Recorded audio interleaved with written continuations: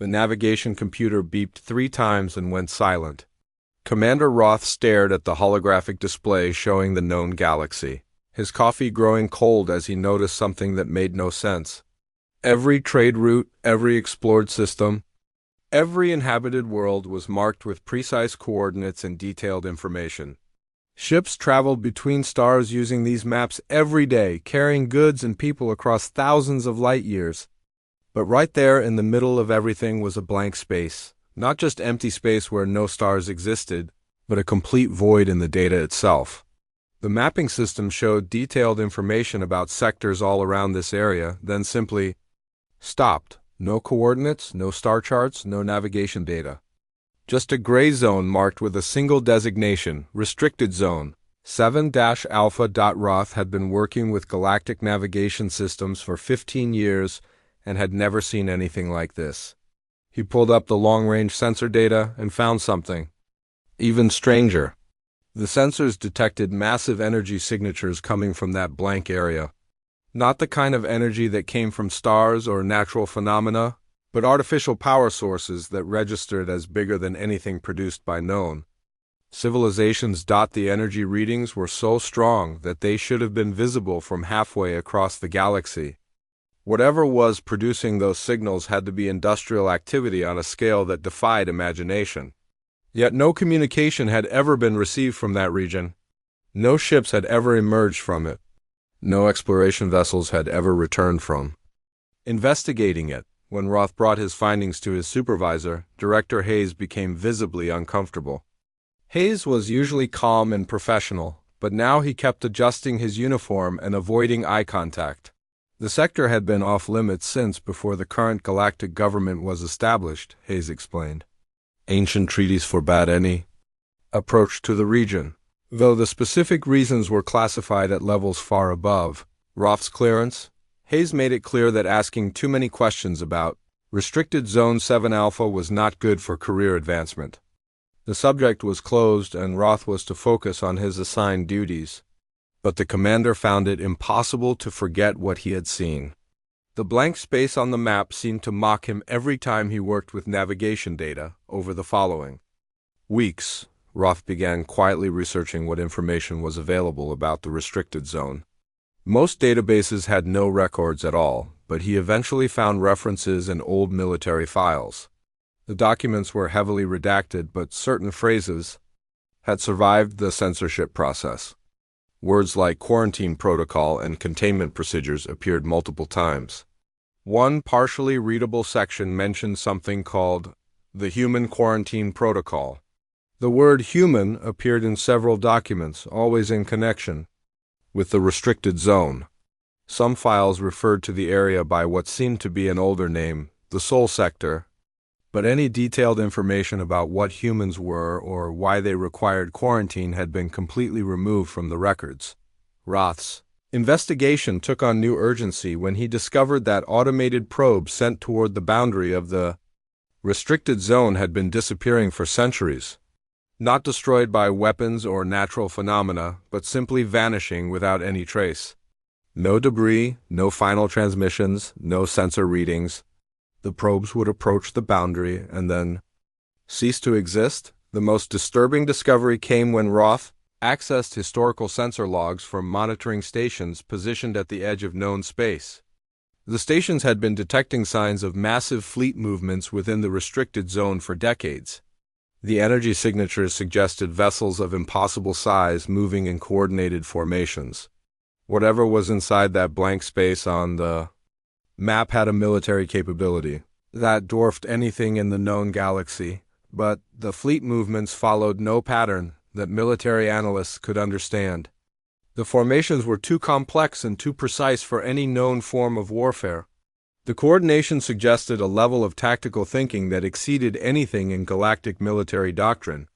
Most unsettling of all, the patterns seemed to be getting more sophisticated over time. Late one night, while working alone in the navigation center, Roth made a breakthrough.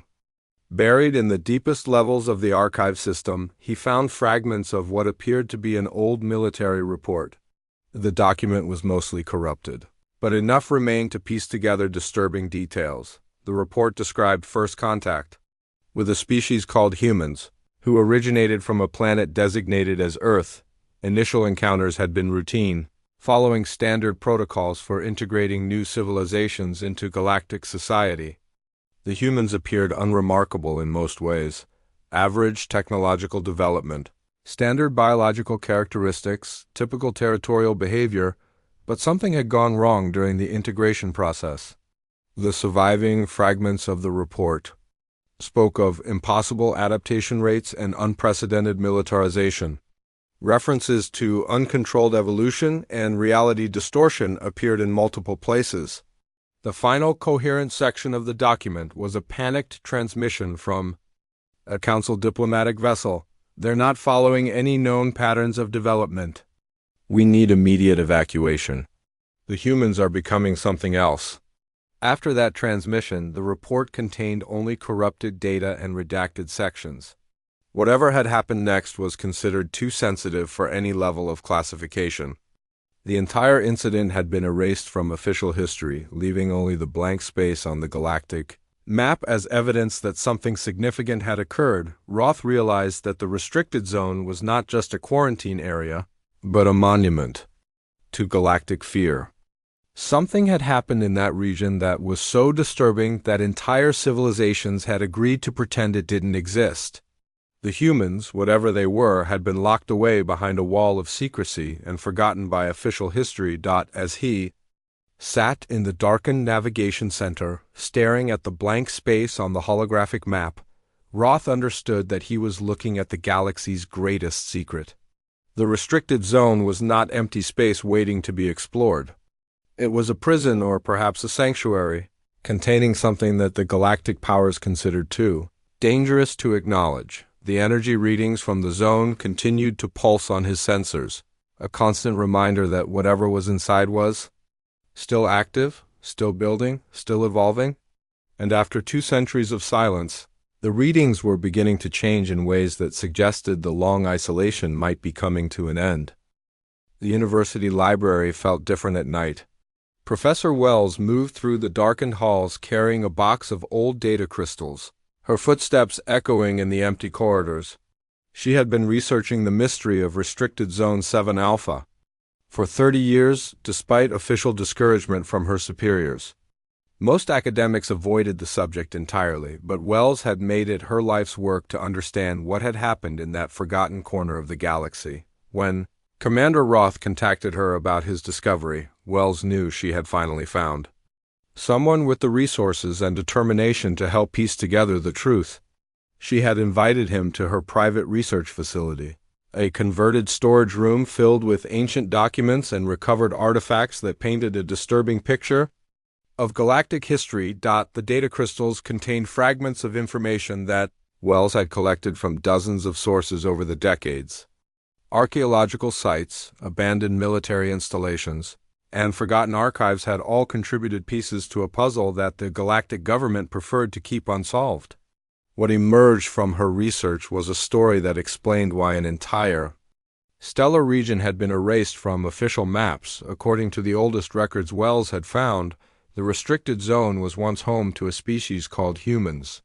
The first contact reports described them as unremarkable bipedal creatures from a planet called Earth. They had achieved basic space travel and were beginning to explore their local star system when galactic scouts encountered them.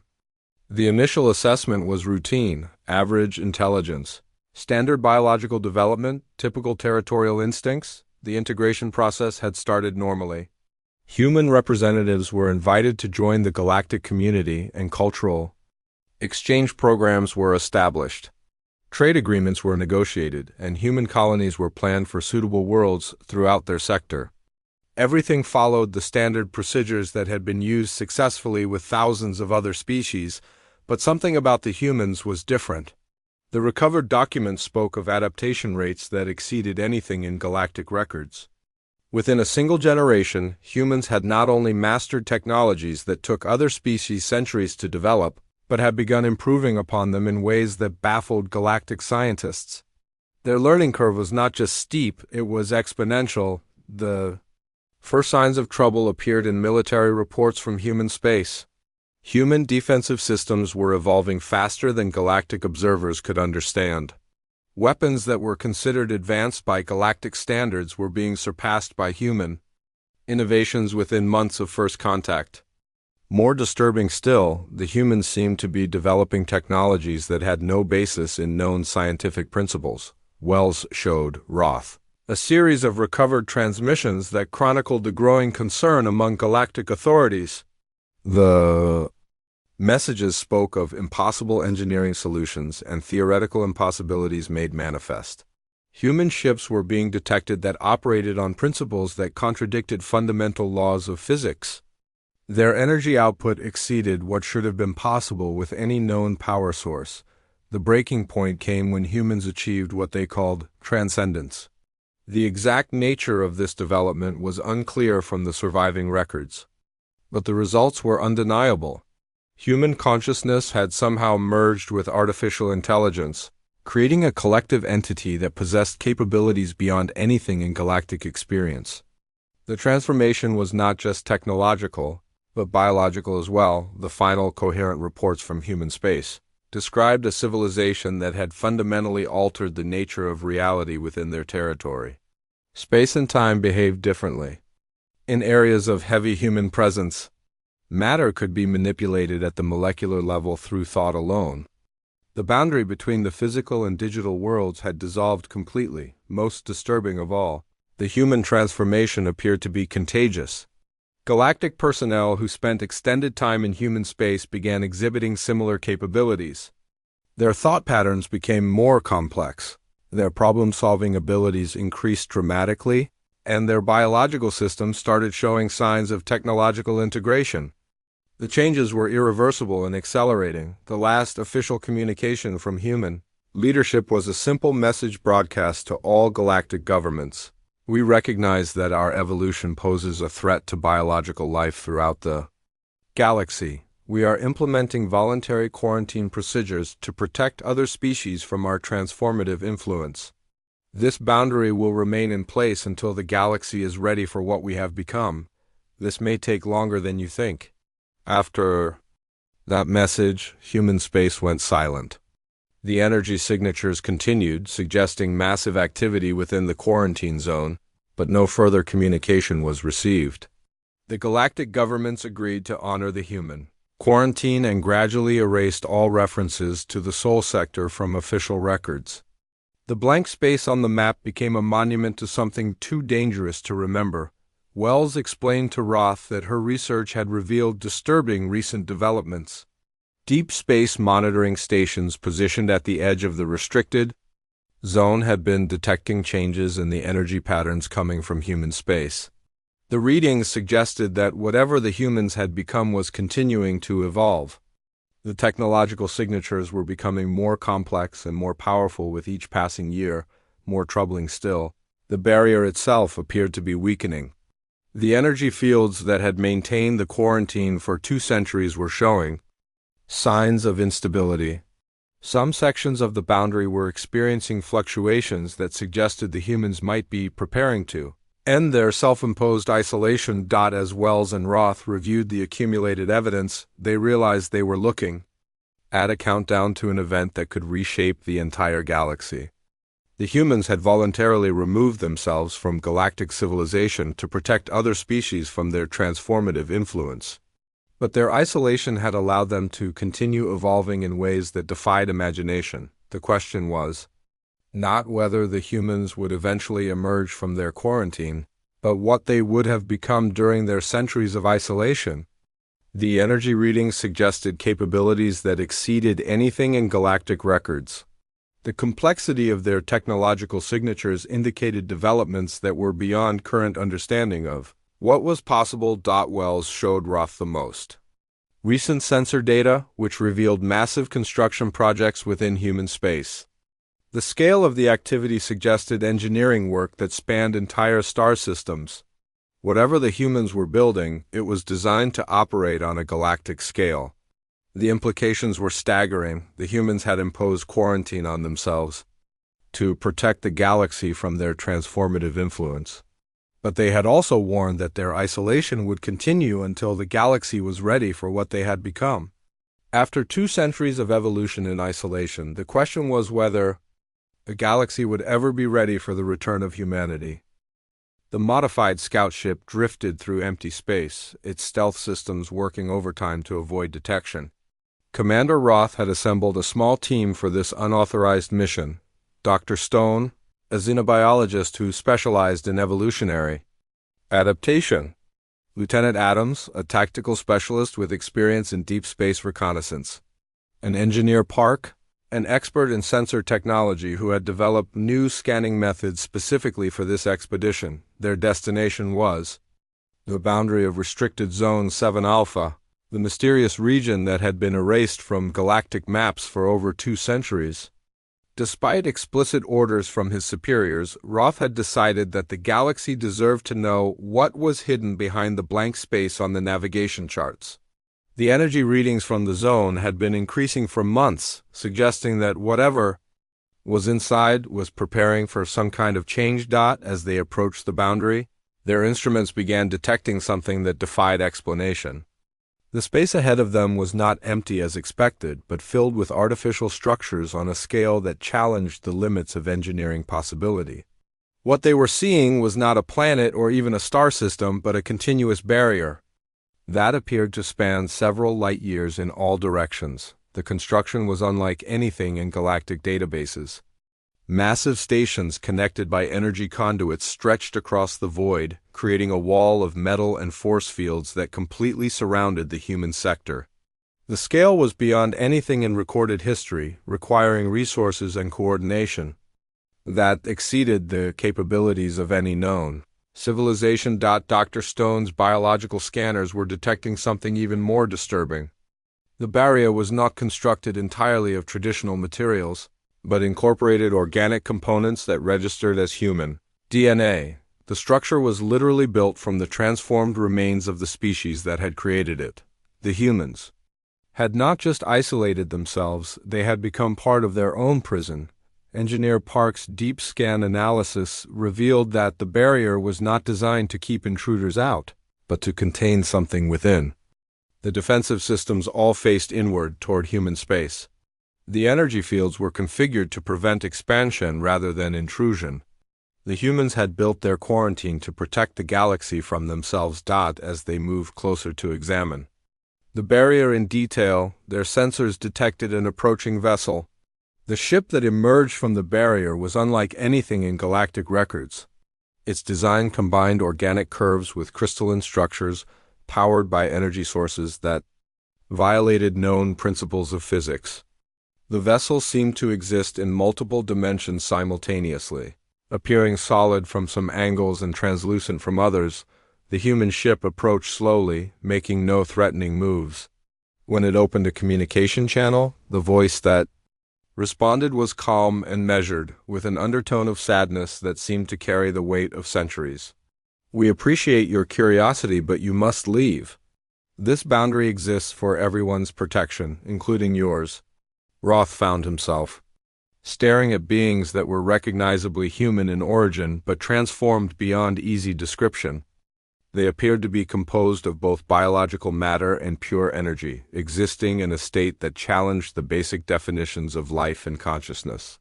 Their forms shifted and flowed like liquid light, maintaining human shapes but clearly no longer bound by the limitations of traditional biology. The lead figure, who identified himself simply as Guardian, explained that the barrier was maintained by volunteers who had chosen to spend their existence protecting the galaxy from the full reality of human evolution. They were neither fully human nor fully artificial, but something new that existed in the space between biology and technology. Guardian revealed that the humans had not stopped evolving during their isolation.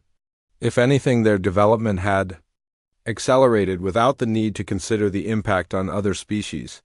They had achieved capabilities that would fundamentally alter the nature of reality throughout the galaxy if allowed to spread unchecked. The quarantine was not a punishment, but a gift to civilizations that were not ready for such transformation. Dr. Stone's scanners revealed that the human Patrol ship was not just crewed by transformed humans, but was itself partially alive. The vessel's hull incorporated living tissue that responded to the crew's thoughts and emotions. The boundary between the ship and its occupants had dissolved completely, creating a hybrid entity that was both vehicle and organism. The implications were staggering. If the humans had achieved this level of integration with their technology, their capabilities would be beyond anything the galaxy could comprehend. They would not just be using advanced tools, but would have become the tools themselves. The distinction between user and instrument would no longer exist. As Guardian prepared to escort them away from the boundary, he offered a glimpse of what lay beyond the barrier. The sensor screens in their scout ship briefly displayed images of the interior of human space, showing structures that spanned star systems and engineering projects that operated on galactic scales, cities that existed in multiple dimensions simultaneously, powered by sources that drew energy from the fundamental forces of the universe itself. The humans had not just advanced technologically during their isolation, they had transcended the basic limitations of physical existence. They had become something that existed beyond the normal boundaries of space and time, capable of manipulating reality at will. The barrier was not just protecting the galaxy from human technology, but from the transformative effect of human consciousness itself. Lieutenant Adams realized that they were not just looking at advanced beings, but at a form of life that had evolved beyond the need for physical form. The humans had achieved a state of existence that was closer to pure thought than biology. They had become living ideas that could shape reality through will alone. As their scout ship was gently but firmly escorted away from the boundary, Roth understood that they had encountered something that challenged the fundamental assumptions about what life could become. The humans had not just developed advanced technology. They had become something that transcended the distinction between natural and artificial, between biological and digital, between thought and reality. The barrier was not a wall built by prisoners, but a gift from beings who had evolved beyond the need for physical existence. They had chosen to remain isolated not because they were afraid of the galaxy, but because they understood that their very presence would irrevocably change everything they touched. The blank space on the galactic map was not empty, but contained a form of life that was too advanced for the galaxy to safely encounter. The last transmission from Guardian as they departed was a simple warning: the barrier is beginning to weaken. We have maintained it for 2 centuries, but our isolation is coming to an end. The galaxy must prepare for what we have become, because we will not be able to remain hidden much longer. The emergency session of the Galactic Council convened in the deepest levels of the government complex, far from the public galleries and media attention.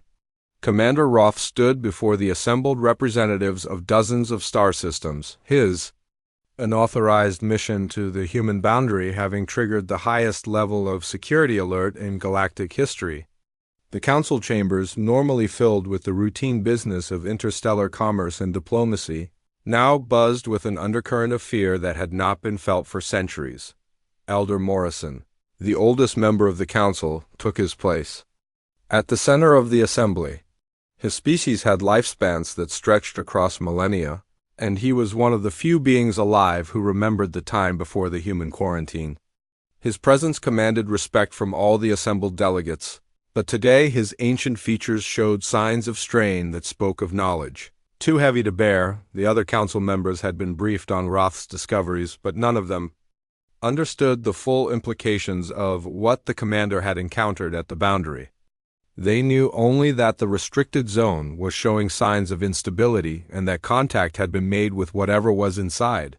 The details of that contact were classified beyond their security clearance, known only to a handful of individuals who had sworn oaths of secrecy. Morrison began with a simple statement that sent ripples of shock through the assembled delegates.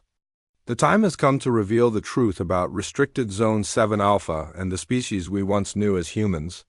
The words fell like stones into still water, creating waves of whispered conversation that Morrison silenced with a gesture. The story that Morrison told was one that had been hidden from galactic civilization for over 200 years. The humans had indeed been unremarkable when first contact was established. They possessed standard biological characteristics, average intelligence, and typical territorial behavior. Their planet was designated as Earth, and their star system was catalogued as Sol. Nothing in their initial assessment suggested they would become anything more than another minor civilization in the galactic community, but the humans had proven capable of adaptation that defied all known patterns of evolution. Within a single generation of joining galactic civilization, they had not only mastered technologies that took other species centuries to develop, but had begun improving upon them in ways that baffled the galaxy's greatest scientists. Their learning curve was not just steep, it was exponential. The first signs of trouble had appeared in the form of human innovations that seemed to violate fundamental laws of physics. Their ships operated on principles that contradicted established scientific understanding. Their energy sources produced power levels that should have been impossible with any known technology. Most disturbing of all, their capabilities seemed to be increasing at an accelerating rate. Morrison explained that the human transformation was not just technological, but biological as well. They had begun modifying themselves at the genetic level, becoming something that transcended their original species. The changes were not random mutations, but deliberate improvements that enhanced their ability to interface with technology and manipulate their environment. The breaking point came when humans achieved what they called transcendence. The exact nature of this development was still not fully understood, but the results were undeniable.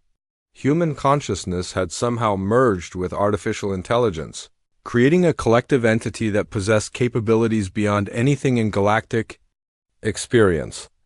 Individual humans retained their personalities and memories, but had become part of a vast network of interconnected minds. The collective human consciousness had proven capable of feats that challenged the basic understanding of what was possible. They could manipulate matter at the molecular level through thought alone. They could process information at speeds that exceeded the fastest computers. Most disturbing of all, they could alter the fundamental nature of reality within their territory. Morrison revealed that space and time behaved differently in areas of heavy human presence. The laws of physics became more like suggestions that could be modified at will. Matter and energy could be transformed into any desired configuration. The boundary between the physical and digital worlds had dissolved completely. The human transformation had proven to be contagious. Galactic personnel who spent extended time in human space began exhibiting similar capabilities. Their thought patterns became more complex, their problem-solving abilities increased dramatically, and their biological systems started showing signs of technological integration. The changes were irreversible and accelerating. The galactic government had faced a choice that would define the future of civilization. They could allow the human transformation to spread throughout the galaxy, fundamentally altering the nature of all life, or they could find a way to contain it. The decision was made more difficult by the fact that the humans themselves recognized the implications of their evolution. The final communication from human leadership had been both a warning and a promise. They understood that their transformation posed an existential threat to biological life throughout the galaxy. They were implementing voluntary quarantine procedures to protect other species from their transformative influence. The boundary would remain in place until the galaxy was ready for what they had become. Morrison explained that the humans had not just isolated themselves, but had taken on the burden of protecting the galaxy from their own evolution. They had built the massive barrier that surrounded their territory, not as a prison, but as a gift to civilizations that were not ready for such transformation. The cost of maintaining the quarantine had been enormous, requiring constant effort from beings who had transcended the need for physical existence. The revelation that shook the Council most deeply was Morrison's explanation of what the humans had become during their isolation. They had not stopped evolving, but had continued to develop capabilities that exceeded the imagination of other species.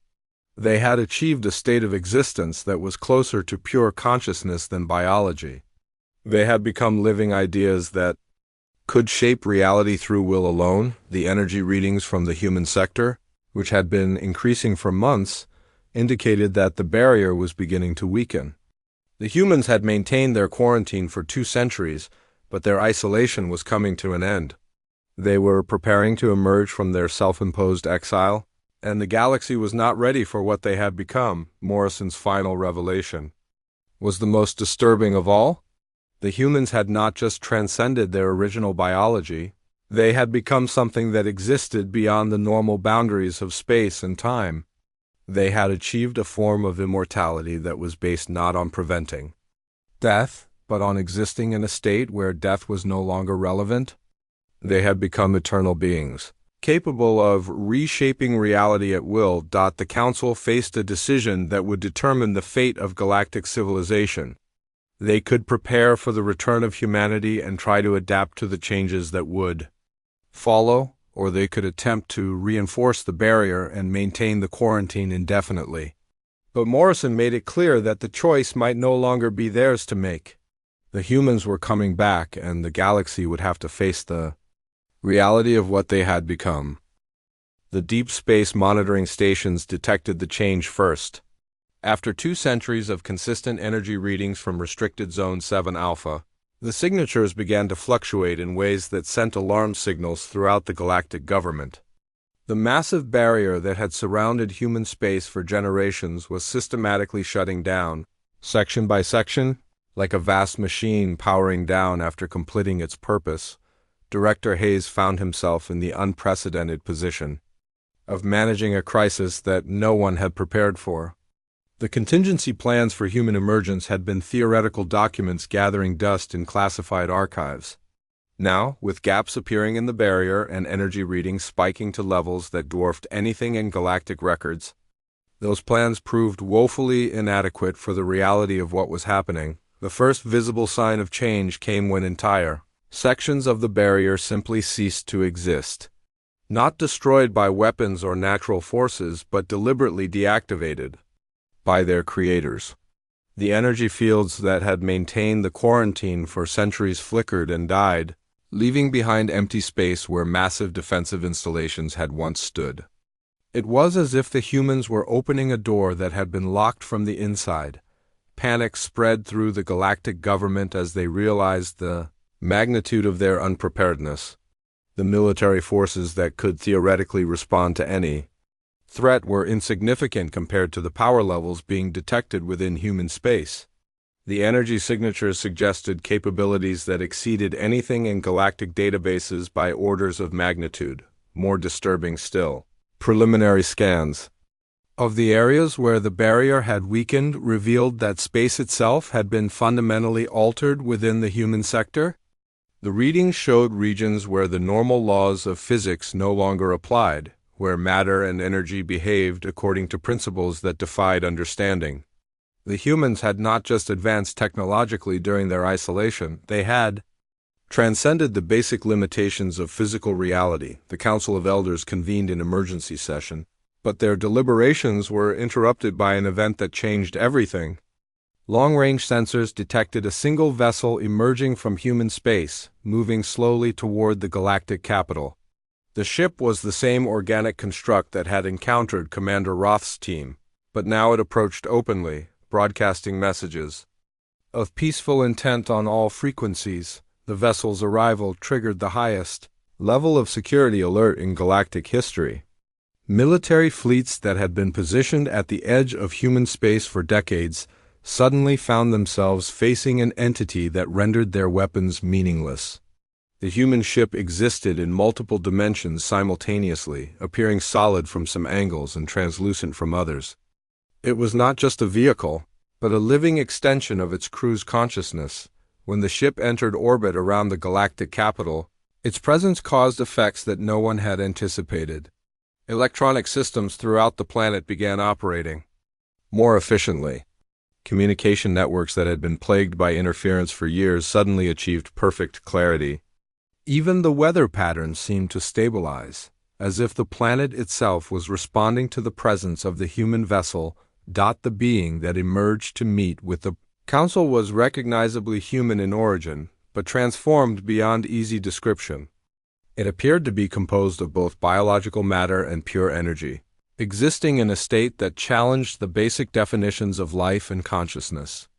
Its form shifted and flowed like liquid light, maintaining a human shape but clearly no longer bound by the limitations of traditional biology. The entity identified itself simply as the collective, speaking with a voice that seemed to come from everywhere and nowhere simultaneously. It explained that humanity's long isolation was ending because they had achieved something that had taken centuries to perfect, the ability to exist without disrupting the fundamental nature of reality around them.